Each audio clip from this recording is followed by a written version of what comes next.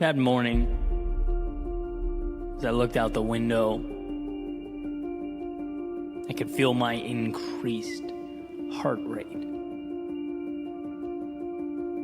A sense of both excitement and anxiety that you can only really understand if you've lived it. I was worried about what people might think, what I might lose, what life might have in store for me. Because that was all I knew to focus on. I'd programmed myself to do one thing: worry. And when your one thing is worrying, it's inevitable that you see life through a lens of scarcity. Your setting is on maintain, meaning you protect the little you have as opposed to seeking more. You play defense to keep the world out as opposed to the offense required to bring the world in so that it may be reshaped. That morning, cold, wet, gray, I was numb. But deep down, completely oblivious to me, there was a little fire burning. Too small to recognize. A spark of courage in its infancy. See, at that moment, if someone asked me, can you even be scared and courageous at the same time? I would have said those two words do not go together, right? We're talking night and day, fire and water, black and white. But time's job is to reveal, and it has shown that there is no courage without fear. There is no fire, no matter how bright or powerful, that doesn't by default bring about those mysterious shapes dancing in the shadows. If you want fire, great. But you must learn to dance with what hides in the periphery. You must learn to go where your impulse begs you not to. And so that morning, I went to dance with my demons. What if the one thing holding you back in your life was you? And look, I know the world is a complex, multivariable, unfair, sometimes even cryptic place. I've never said anything to the contrary. But what humans do so well, sometimes for good and sometimes to our detriment, is see life through stories, ideas. And whether you know it or not, you are playing by a set of rules. Right now, as you take this in, you have defined a set of parameters and deemed them acceptable. Decided they are what you deserve. You've allowed for yourself a certain level of growth, a certain amount of happiness, a certain amount of time to do what you love, a certain expectation around the role of work in your life, a certain window of income you've identified as reasonable. Overall, a certain feeling you get when you look in the mirror. And my objective is not to tell you that any of the above is good or bad. It's to remind you that they are all stories. Our current state is not etched in stone. It's clumsily drawn on a dry erase board. Clumsily, because how could we know everything? We learn along the way. In a dry erase board, because there's never a moment in time in which you cannot begin again. Think about that. Never. Good, bad, or in between, there is never a situation from which you can't emerge as something different, from which you can't choose to take a different path. Change the narrative around you, your relationships, your job, your goals. But like the elephant tied to the chair with the rope, one must learn that it is not the chair holding them back, but their perception, their understanding of a supposed role in life. So as I drove away that morning, I wasn't leaving a physical place, but a mental constraint. Turning my back on a manufactured idea about who I was and what life would allow. Not in a snap, no, not all at once, but an adventure that would begin pulling back the curtains one by one on all that I'd walked right by. See, the first step to getting more is understanding you've been accepting less. That is where new roads present themselves, and it is that new road that I want for you. That understanding that so much will be given to those with the courage to ask. So as you stand now, examine what you've been asking of life. My hunch is that perhaps it's not enough. Perhaps there's more. Perhaps a new chapter is waiting to begin, and right now is when that first page gets turned. Joseph Campbell says that the cave you fear holds the treasure you seek. Why? Because to face the dancing shadows is to gain power over them. It shows our mind that reality is far less scary than our perception of reality. That no chain or lock or wall can be more debilitating than the mental constraints we create by ourselves in our heads. It shows that the man guarding the door can just as easily be the one who unlocks it. And so what better a time than now to turn that key, to step out and confront what was once nothing more than a vast emptiness. Jump into the cold water of opportunity that shocks us at first, creates pins and needles and discomfort, but ultimately provides a chance to acclimate to and navigate a foreign world. You just need to jump, and not a mountain, but a foot. Enough to start earning that confidence, creating that self-trust, believing in yourself, so drive away.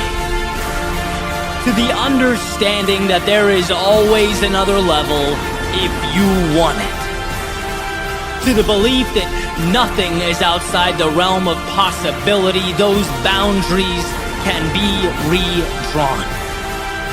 To the idea that no one tells you who you are or what you're capable of. The world doesn't give orders, it reacts to who you decide to be.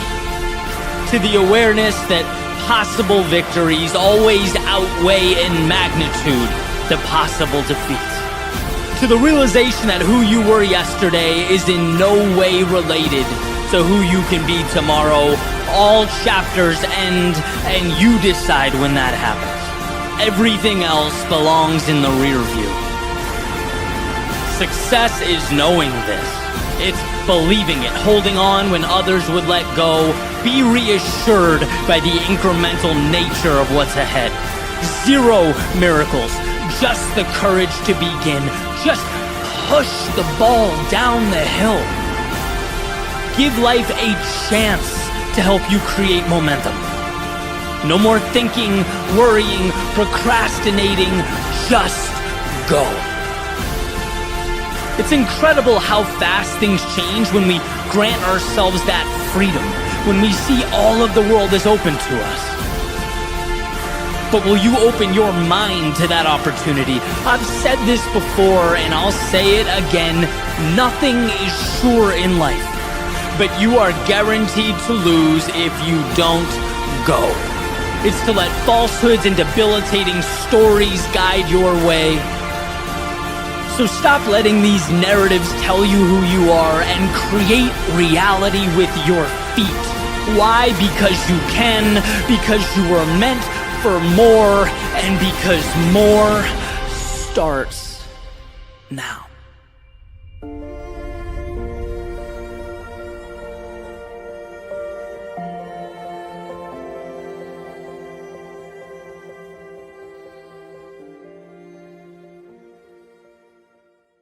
Stop protecting what you've built, like what you've built is what holds the value. No, the value is in the builder, his or her knowledge and ability to build again and again if they so desire. On an episode last week, I talked about a conversation recently had at a mastermind in Santa Monica. I want to pass along one more piece of wisdom from that day that I found to be incredibly valuable. This was just a random comment made by someone in the group. And so to kick off the scenario, someone asks everyone in the room, hey, but what if things don't work out, right? And it was more specific. I forget exactly what it was. Something along the lines of, what if the monthly revenue decreases? Or, what if, my target or my intended outcome doesn't evolve or unfold the way I wanted it to? What then? Is it worth taking the risk? And this person stands up and says, listen, we need to stop looking at our businesses like it is the only business, like it is something that needs to be protected, that if it falls down or if it's taken away, it's over, it's the end of us. We are entrepreneurs, which means the power and strength is in our ability to build again, not the thing that's built, right? Theoretically, we should be able to do this over and over and over again. And what we do, and obviously I'm paraphrasing all of this, right? But what we do is we put cages around ourselves and our potential. We shackle ourselves to the current moment instead of taking the necessary risks because we're thinking, what if we lose it all? Well, fine. It's the ability to build again. And I loved the idea because, man, it's relatable to me. Right? I have 3 businesses I'm growing right now, and every single one of them, I find myself playing conservative at times, not wanting to break the momentum or what's going. Right? I've spent a decade building this, and the most valuable thing I've acquired or produced is not the company. It's the ability to add value. Right? That's what's been built. And even if the physical company disappeared overnight, no one can take what's been learned. I think it was in the book, The Happiness Hypothesis, which was one of the first books I read almost a decade ago prior to starting my personal brand and really beginning my journey. And the idea was like you could take everything away from the top, 2 to 5%. Maybe it was all the way up to 10. And they would reacquire it in the next 10 years, right? Because it's not the stuff they had that made the difference. It was their ability to acquire it, their understanding of the world, not looking at life through a scarcity mindset, but an abundance mindset, positioning themselves to build and grow. That's something that cannot be taken away. And this is all a message that is hitting at the exact time I need to hear it, right? Be bold. No, that's not bold. That's maintenance. That's doing what you've always done. Plus maybe a little extra here or there, right? Truly living is about uncapping yourself in totality, really reaching, because you know that it's not the entity that holds the value, it's the one or ones who brought it to life.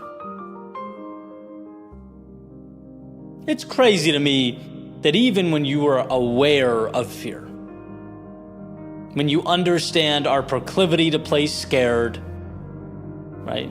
You get it. It's something we need to look out for. Even then, do we still find in our own lives places where we're limiting ourselves? As if the fear just hides in the shadows, right? Controlling the subconscious from a distance, like a puppet master. Strength, growth, evolution is the ability to find that fear and dismantle it. As was said to me a few years ago, most actions are reversible, right? Meaning you can make a mistake and it can be reversed. It can almost always be fixed, or at least reapproached from a more intelligent angle. But what certainly cannot be fixed or changed or adjusted are roads never walked, adventures never begun. And with a scarcity mindset, you spend your entire life in your corner, protecting the little fragments of life you've collected along the way. Right? That's it. But if you can flip that, if you can find a way to see the abundance, the value, the infinite opportunity, you realize it's not in those little fragments you've collected, but the understanding that you can always collect more, and not only that, build something beautiful with them. Not only acquire more, but use them to create a new reality. Bend and shape the word normal like it's clay. Like the world around you is not giving orders, but taking them. You hold the value, not what you've made. You. Right? We've all heard, give a boy a fish, feed him for a day, teach him to fish, feed him for life. I'm going to give it my all, make it my priority to remember every step along the way that it's in my ability to fish that value exists. If I'm not able to catch anything on a particular day, life moves on, and so do I. If what I've caught goes bad or expires, life moves on, and so do I. It's in the action. It's in the doing. And that's not only why you can take the risk and shoot for the moon. It's why you must.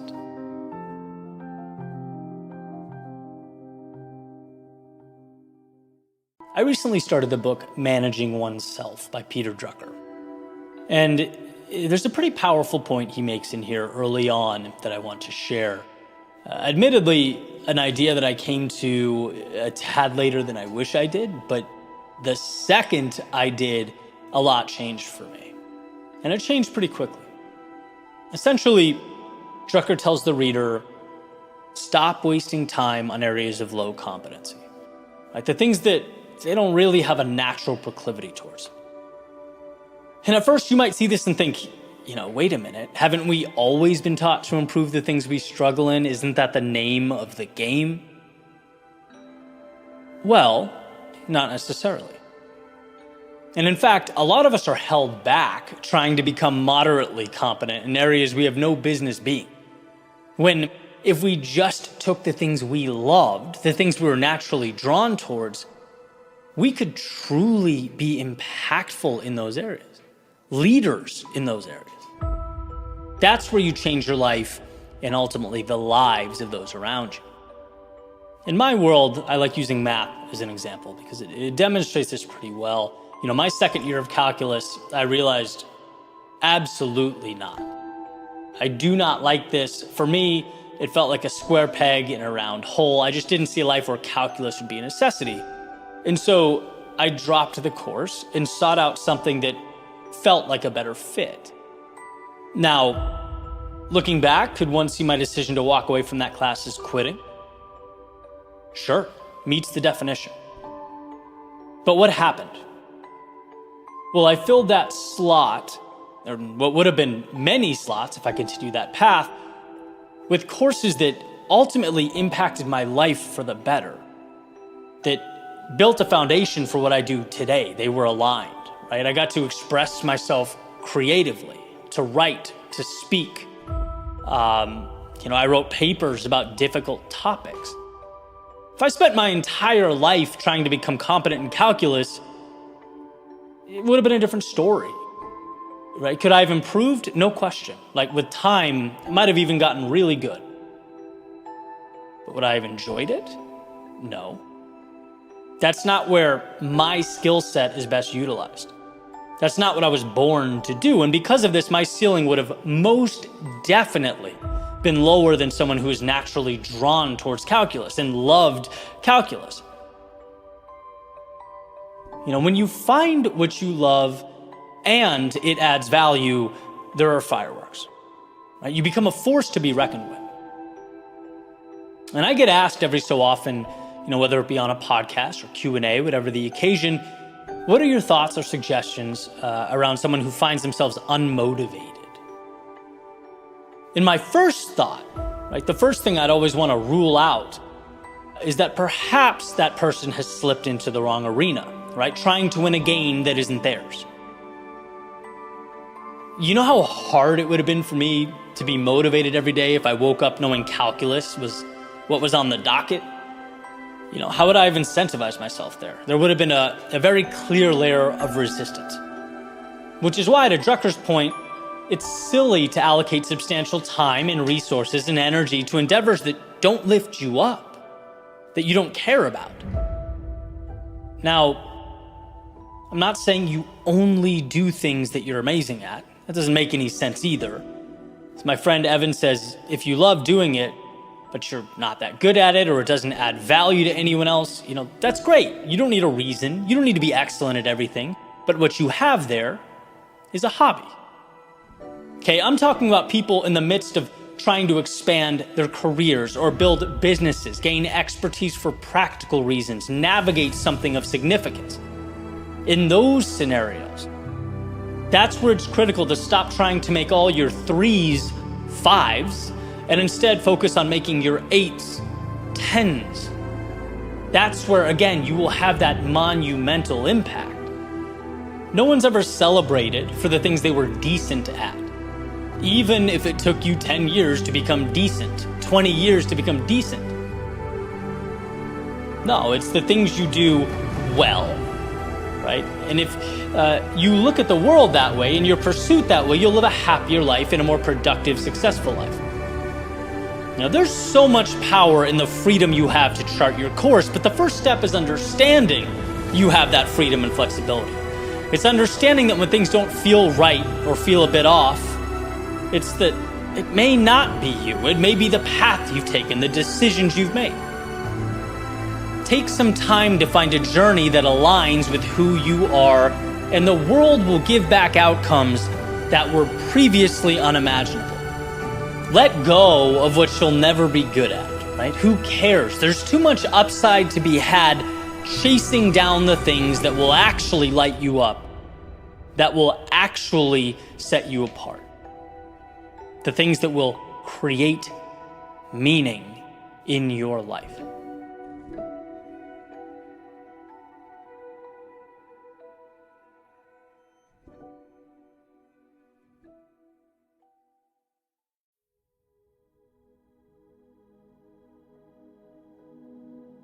There's an old idea that once you've started, you're halfway there.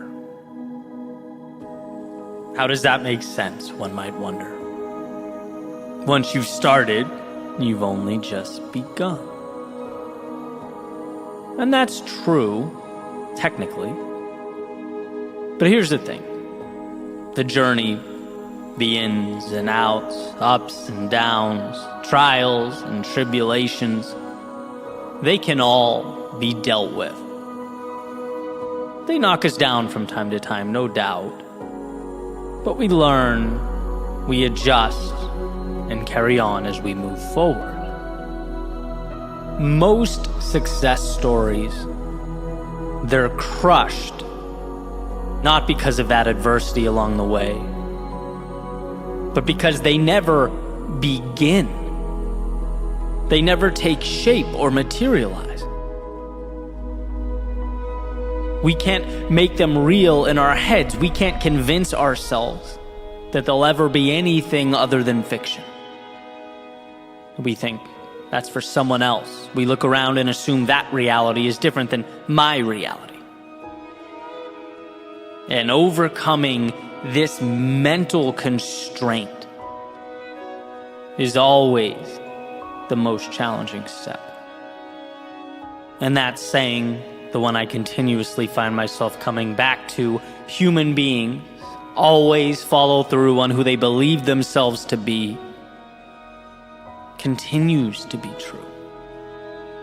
If you don't believe you're worthy of something, its pursuit is lost before it began. So while the mind tries to paint pictures of how scary that road is ahead, how it's too different or big or complex, understand that should you move forward, you'll find all that complexity can be broken down one day, one situation, one little step at a time. The only real demon here is the possibility of inaction because you couldn't make yourself believe it. You couldn't see yourself at the top of that mountain. And so, the front door was never opened. Emerson says, hitch your wagon to a star.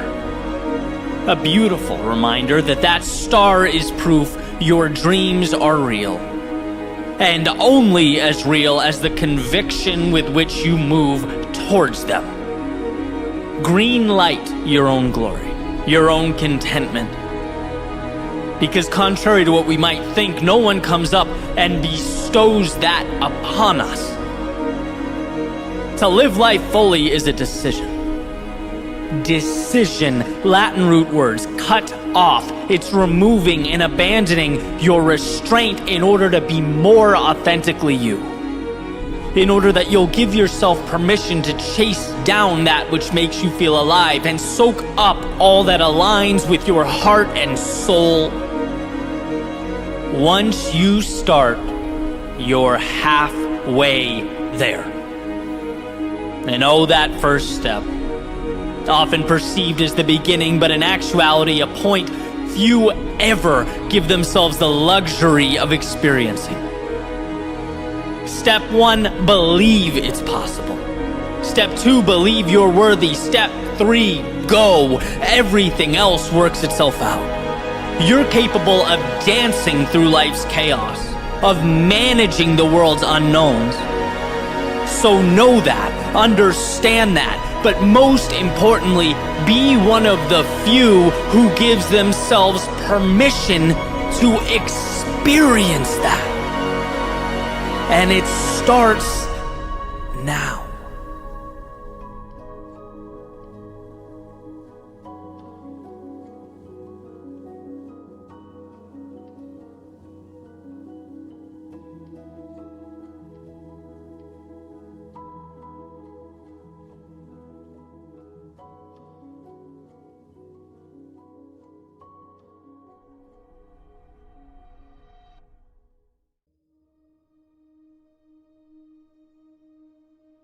What exactly are you afraid of? What's holding you back? As the giant rock you inhabit spins through the universe, a speck in a galaxy of stars, it's easy to look out and see the vastness of the world around you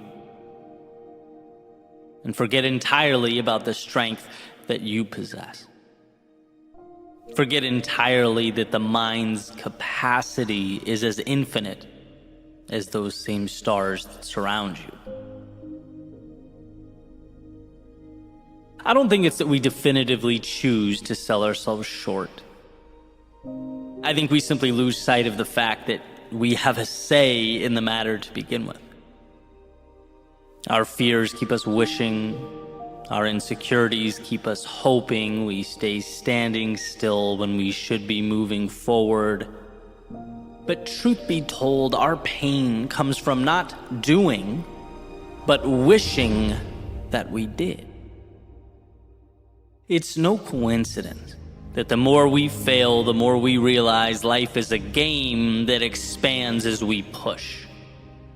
The power of making mistakes isn't the mistake itself, it's that when we get back up, and brush ourselves off, our cognitive mapping of the world changes.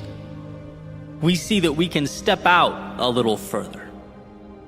Our very definition of what's possible expands, and I believe that's what courage is. The willingness to step into that chaos of life, knowing that each time you find the strength to push forward, you are restructuring your reality. The resources are there, the tools are there, the opportunity is there. How crazy is the fact that we just need to convince ourselves that more is worth it? That the difficulty of short-term vulnerability isn't an enemy. It's the very ticket required for admission to the show. And so I ask again, what are you afraid of? Falling? Because you will rise, and you will rise stronger than you ever were. Is it criticism? Because one, people are so focused on their own endeavors that they look up way less than we think they do. And two, other than the small group you surround yourself with, why would you care? Is it pride?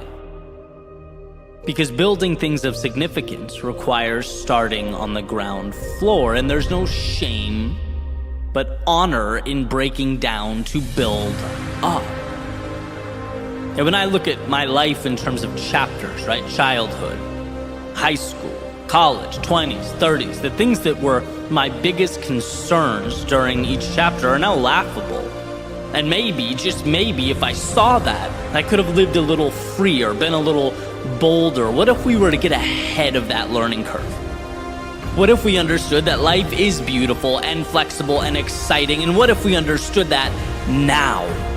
Instead of looking at this chapter 15 years down the road and chuckling to ourselves for not having the courage to have made the leap, taken the chance to have moved out into an unknown. We cannot physically see that which doesn't exist, which is why it's so important that we know we are the architects, that the fear pulsing through our veins is indicating that we are building, that we are choosing to step into a world that will give more if we find the courage to ask. So as this giant rock you inhabit spins through the universe, a speck in a galaxy of stars, perhaps each little light up there exists not to remind you how small you are, but to remind you that those same elements exist within you. To show you that the fire of a million suns sits in your soul, beats in your chest, waits for your signal now. So what are you afraid of?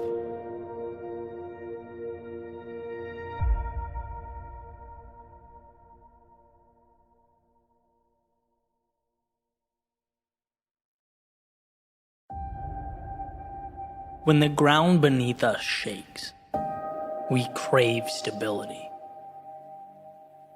When the heavens open up and rain pours down, we run for shelter. When life presents us with vagueness, with flashes of possibility, we long for mastery. It's more instinct than anything else. But could it be that that instinct that we run to like moths to a flame is leading us astray, that it doesn't have our best interests at heart? Could it be that we're so worried about protecting and maintaining an acceptable image for the world that we forget to build something internally that's worth protecting? What if that shaking is what brings down the foundations that held us back? What if that rain washes away the limits of yesterday as we evolve into something more? And what if those flashes of possibility require of us not mastery, no, not yet, but a willingness to be the fool? And what if that willingness isn't an unfortunate dead end, but a beginning? In one of his lectures at the University of Toronto, Jordan Peterson said, if you are not willing to be a fool, you can't be a master. In the cycle that is self-discovery, that is growth, We have to at some point step into an arena that's foreign to us, that we don't yet understand. We have to be willing to operate with inadequate resources, trusting that, they'll be picked up along the way. And that's a lot to take in. It's painful to know that others are going to have knowledge and skills and competencies that you won't. That you'll willingly inject yourself into the bottom of some hierarchy with nothing more than aspirations. But that willingness is your vehicle. And what's clear is that everyone wants the moon, but very few people have the courage to start constructing that spaceship. Very few have the courage to be the student. That's why our inclination is to quit when we can't snap our fingers and magically be on our way, when we can't leap past that wandering around the unknowns. The reality is, we have to fight, to scrap, to obtain that sense of belonging in a particular competency. And just talking about it brings me back. It's an obstacle that we all face. It's super real to me. I remember being featured on a podcast where the host literally asked me, why should I listen to what you have to say? Right? Like, who are you? Why are you road mapping your journey? Right? I remember fighting for relevance in an area in which, at the time I knew almost nothing about. And I love how Peterson articulates this battle. He says at some point, you'll want to make a change and you'll feel like an imposter. And guess what? You are. But you have to be.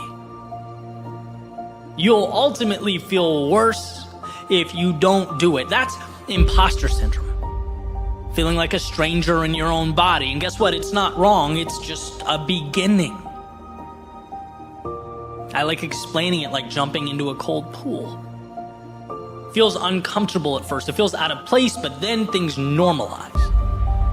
They become comfortable. And what's the other option? To fear that minute of discomfort and never jump in? It's what we need to tell ourselves when we want something, but the climb seems too steep, right? That climb is manageable. You'll acclimate. The adversary's pushing beyond that fear of starting anew, taking your limited understanding, bringing it to the base of that mountain, a new Goliath, and looking up with confidence. And the question is, can you be foolish enough to do that? And once you've made that ceiling your next floor, will you be foolish enough to do it again and again and again? And breaking through that fear, knowing that stumbling around for a period of time doesn't kill you, it's required. It's the inability to show weakness or appear vulnerable. That's what chips away at you for a lifetime. If you want more, immerse yourself in that cycle of mastery. Start at the bottom and ascend. And when you approach the top, separate yourself and find another ceiling to chase. Replant a seed. Play the role of the fool again. This is the formula for growth, for prosperity, for fulfillment. This is the pathway to anything of substance. You take your L's, you embrace your critics, you swallow your pride, and move towards a tomorrow that far exceeds today. As your reality changes, your perception changes, the company you keep changes, you'll start to see that what's around you is made by people who are willing to fail and fail often. Our world is one devised by those who could put pride on hold. By those who were humble enough to crawl through the unknown long before they ran anything. Who knew that before they played for any title or championship, they must first play the fool.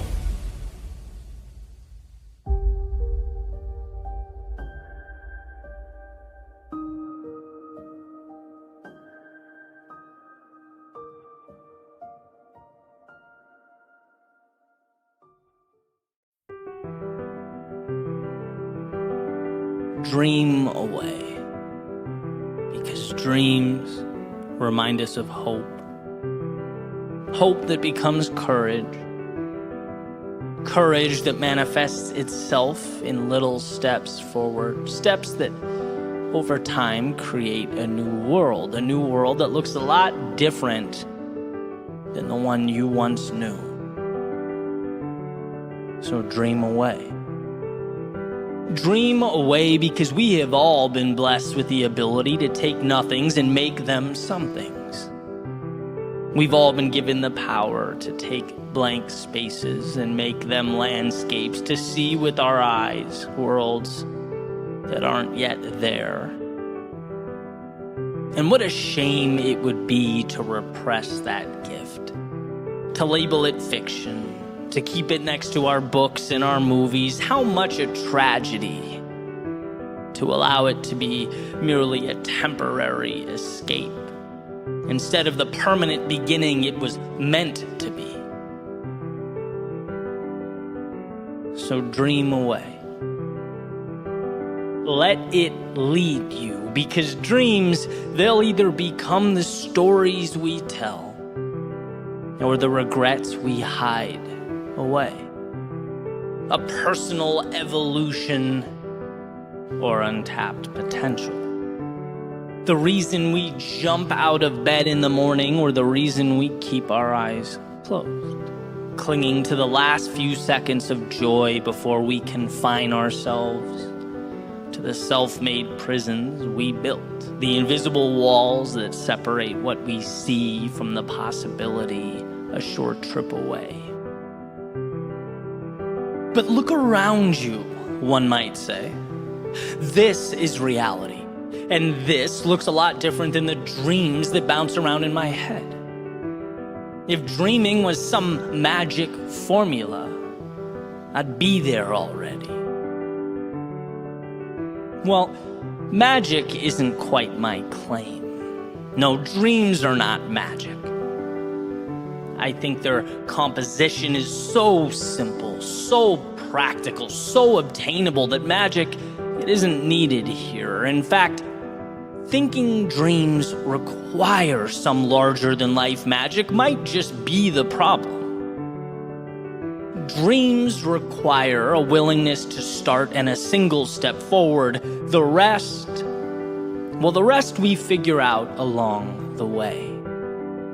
Every little decision to carry on through the haze of that great unknown. That's where we discover life's possibility. And if that's magic, then my friend, we are all magicians. Okay, he might inquire further, but is any of it guaranteed?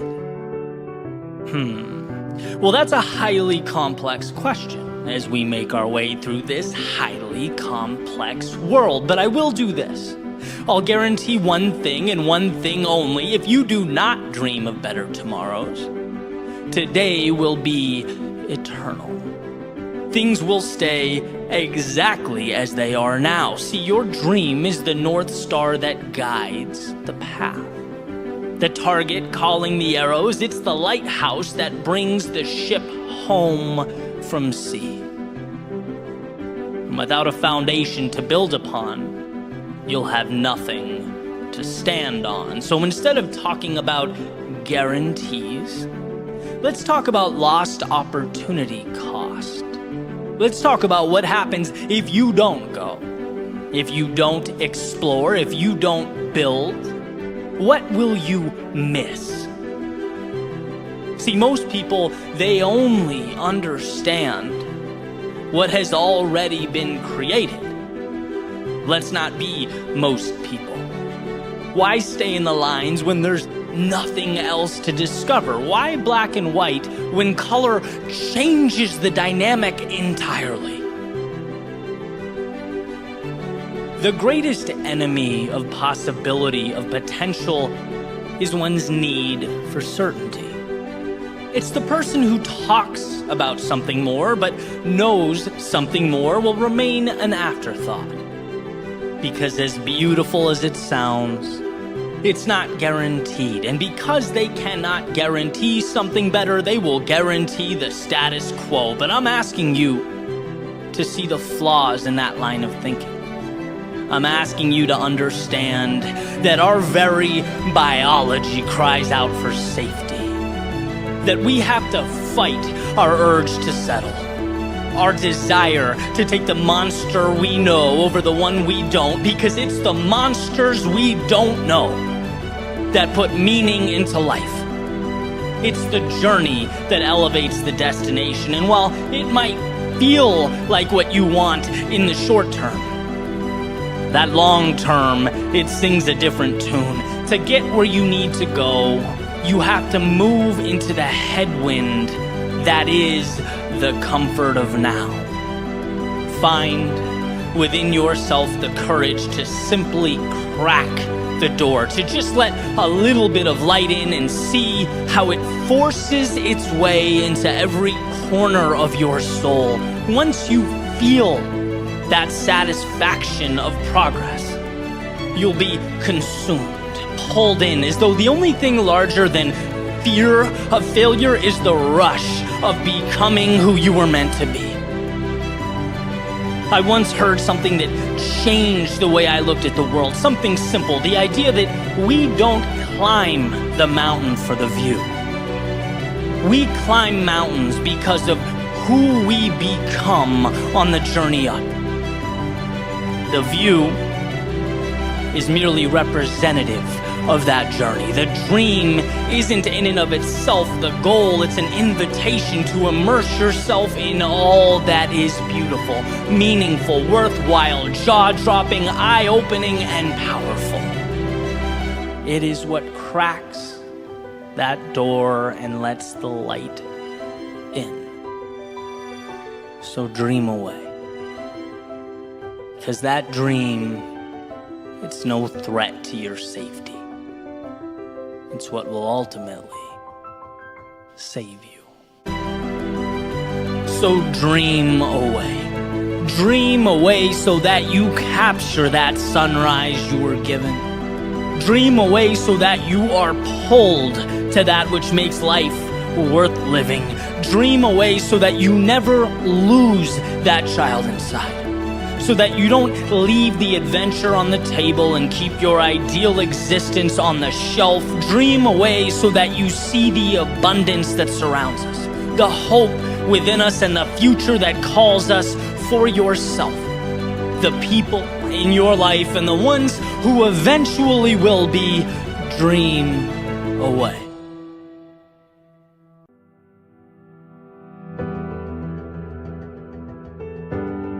Looking back and understanding what you might have done differently is a source of strength. Awareness is a currency of sorts. But being sorry for yesterday, dwelling on the days gone by, that is a waste of time. See, those feelings of discontent, the emotions that rise to the surface as our minds sort through that catalog of regret. You know, the emotions that try and pull you back down into the very moment in which they occurred. If you let them lead you by the hand back into a manufactured hell, they will. And down you will go, reliving an expired pain that you can neither prevent nor do anything about. After all, it is the past. But alternatively, if we can do one of the hardest things for humans to do, which is depersonalize the occurrence, remove the emotion, and find the value, you stand face to face with an advantage in life that is exponential. Not only are you refusing to be defined or tortured by yesterday, but you're creating a framework by which you can actually use that pain to make a better right now. You're acknowledging that your mistakes are not indicative of a current reflection in the mirror. They're not metal bars keeping you closed in. They're opportunities in disguise. A friend of mine once told me, from our pain comes our purpose. From our despair comes our hope. It's from the times we got it oh so completely wrong that we can now arm ourselves with the ability to get it right, to be better and faster and stronger and wiser.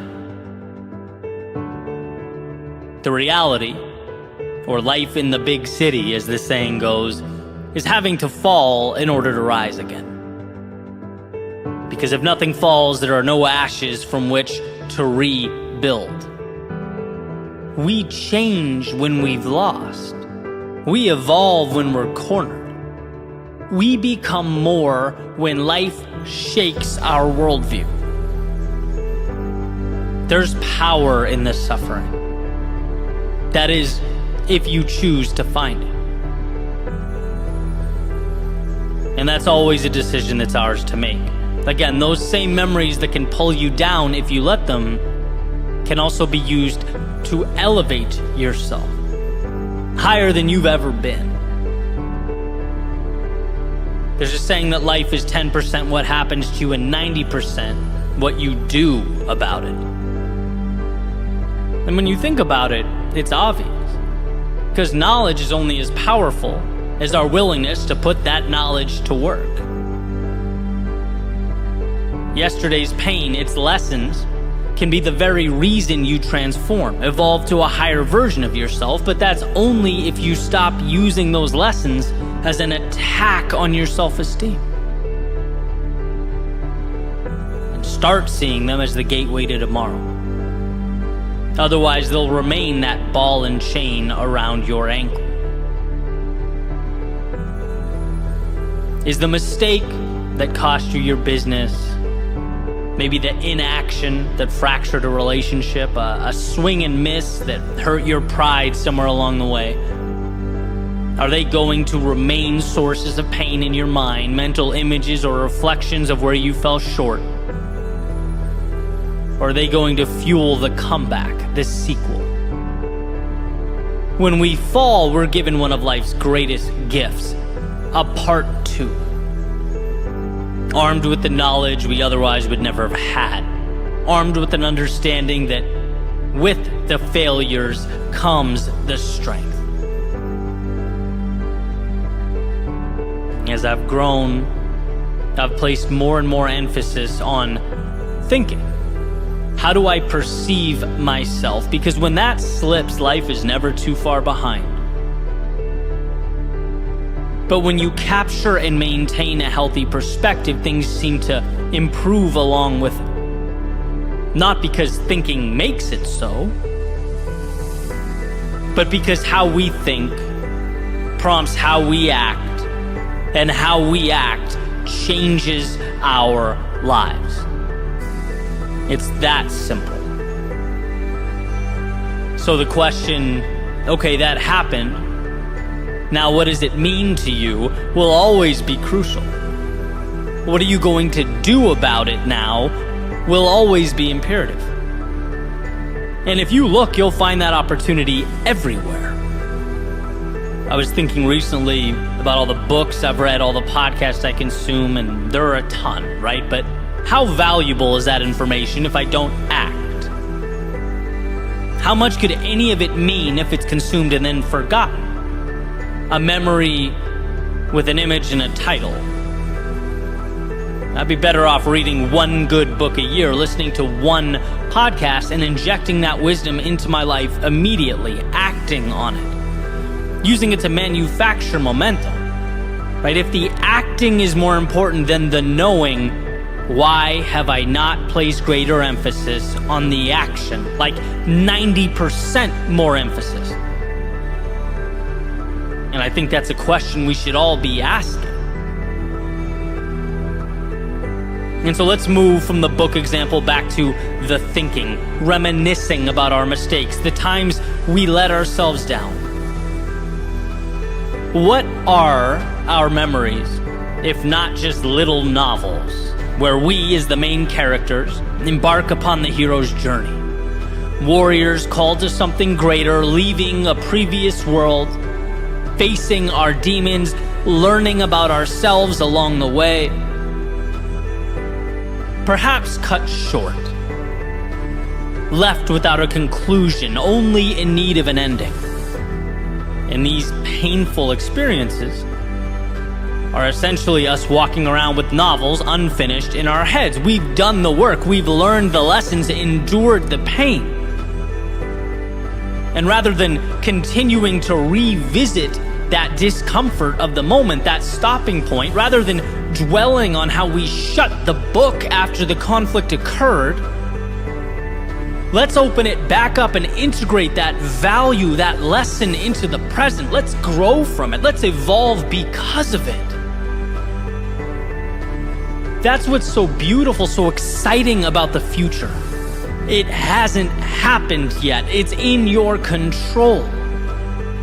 You're painting that picture now in real time, and so how convenient that you fell yesterday. Now you have an opportunity to be stronger today. And how incredible that you learned what actions or inaction was not in line with the person you want to be. Now you have an opportunity to root all that out. And how beautiful that you felt the pain of quitting, of stopping short, of throwing the towel. Now, as you push forward into that great unknown, you have a reminder, a benchmark to compare with the difficulty of the present moment. You can silence the voice in your head begging you to slow down because you now know what the alternative looks like. To put it simply, you are not the same person you were yesterday. Specifically because of what you've been through, you have those mistakes to thank for the meaningful road you will travel. And let that be the expectation. We don't get through life without mistakes. There is no perfect journey. And the ones who move courageously into the future know that more than anyone. Life pushes back. The world has a say, and sometimes that means we must be humbled along the way. It means we swing and miss. It means plans fall apart. But you will prevail. Maybe not immediately, but eventually. Because you perceive the adversity as merely a cost of admission, specifically because you don't let it run loops in your mind. Rather, you extract the value and transform it into momentum. You are not your past. You are what you decide to make of your past.